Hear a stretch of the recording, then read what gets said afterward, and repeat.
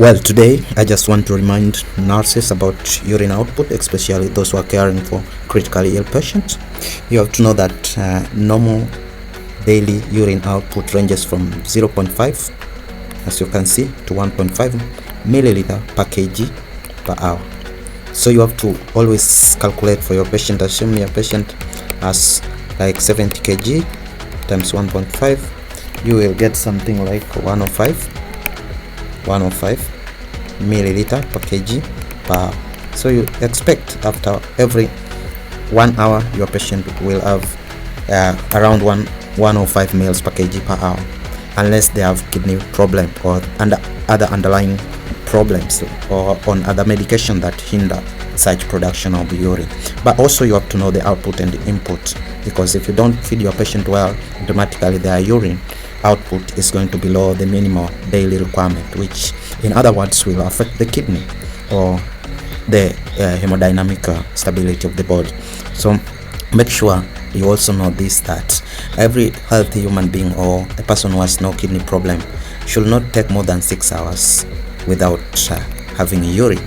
So these are helpful terminologies like polyuria. You will define a patient or client as polyuria if they have a urine output of 2,500 milliliter per day. That is approximately, or that is 2.5 liters per day. So this is too much. A normal urine output should be 1.8 liter per day or below.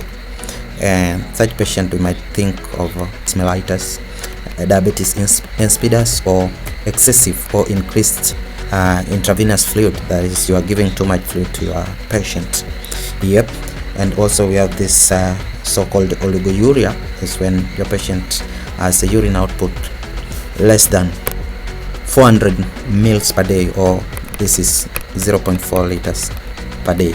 This is a very small output, and if the patient is on appropriate input, you should not expect this. And if this happens, we have to think of acute renal failure, something like dehydration or decreased intake, like intravenous fluid or oral fluid intake, or maybe your patient is starving.